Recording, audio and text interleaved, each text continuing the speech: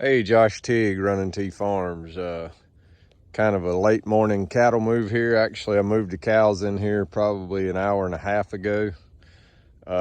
We finished off, not completely finished off, but we were about 3/4 of a mile up there grazing, and we'd been walking them back down to water. You can probably see there we had about a 7-8 foot wide lane down that fence.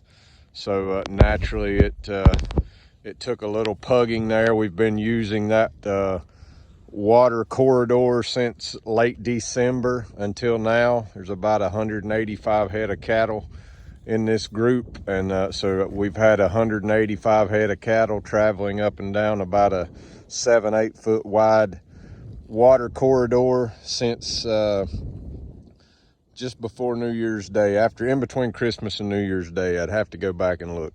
We didn't quite get finished up there. They're calling for us to get somewhere around between 3 and 5 inches of rain over the next few days and this weekend. I knew that if I stayed up there and finished out, I would get caught up there in a lot of rain, and I would have to walk all those cattle 3/4 of a mile, and we could possibly make a big mess. So for the last 2 days, Saturday and Sunday, we've had these cattle up there just spread out on a very selective graze there for those 2 days. I'll just let them go ahead and get across, get the best that they could off of that last few acres up there that we plan to graze non-selectively. But sometimes you have to adjust your plans to weather and ground conditions. So got up here this morning early. They said the rain's going to start around mid-afternoon. It's actually starting to sprinkle now. Had a flawless cattle move. I'm not bragging about that per se. It's just these cattle, once they get used to moving and all that, they just move real easily. I went up there, called them just a few times. They started coming to me. I just walked them right down this water corridor. Of course, they were used to going down that corridor because they've been walking down it twice a day, coming to get water, which is, I'm sure they're glad to be much closer right there about those cedar trees. They go down to a creek there. But I wanted to talk a little bit about what we've done here in preparation for 3 to 5 inches of rain. So as you can see, and the cows have been in here, like I said, going on 2 hours. There's some fresh manure, so you can see the manure is looking very good. But we've got a good amount of stockpile in here. That's one thing that really helps when the ground conditions start to get wet, is that there's just a lot of grass here. It just helps hold them up, helps prevent some pugging. Of course, our harvest efficiency is going to go way down. We've cut it in half because we have given them twice. This is a whole day's worth of grazing normally that I've given them this morning, and I'll come back probably around 3 or 4 o'clock this afternoon, and I'm going to give them a whole nother day's worth of grazing because the rain is supposed to get going tonight. So we've found out, it's one of the great things, tips we learned whenever I took the Total Grazing Academy from Jim Elizondo's Real Wealth Ranching. That was a tip that he gave us. I always struggled in the past with that,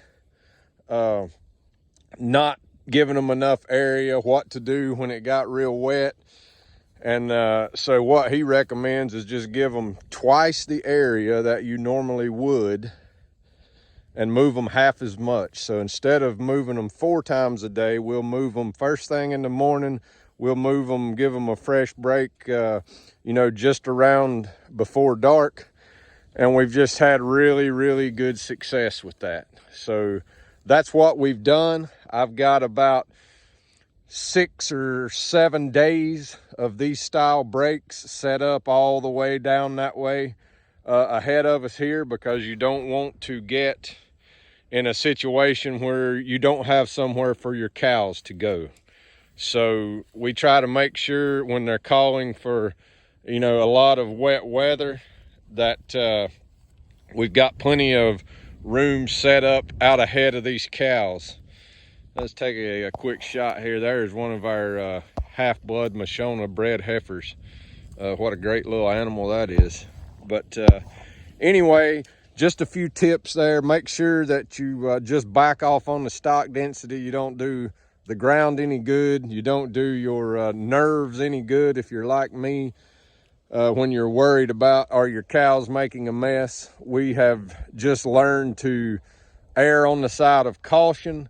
If they're telling us we're going to get some rain, especially if they're saying we're going to get some significant rain, we go ahead and try to get everything set up with plenty of options to get those cows moving if we need to, so that we don't pug up our ground. We have before, sometimes in a situation like this, when you're losing this kind of harvest efficiency, of course, we're getting, closer to spring every day. But after this had been rained on a couple of times, there's a good chance we could come back and get another grazing pass off of it before green up if it was necessary. It won't be necessary for us to do that. We've got plenty of grass. So we're just going to get across this, keep our cows fed, get across it without pugging our ground up as best we can, and just keep moving. So I want to remind everybody also that not this Thursday, but next Thursday, February the 20th, we'll be having the North Carolina Forage and Grasslands Council Winter Conference in Hickory. I'll be one of the speakers there speaking, so we'll be talking about non-selective grazing and what we've found, what it takes to make it successful. So hope everybody can come out and join us there. There'll be several other speakers as well. So it should be a really good conference right before the North Carolina Cattlemen's Association Cattle Conference. So there'll be all kinds of vendors there, trade show going on. So I invite everyone to come out and join us there at the Forage and Grasslands Winter Conference. I'll drop that registration link in the video description, and hope everybody has a fantastic day. If you're where we're getting snow and rain, I know just to the north of us, they're calling on quite a bit of snow.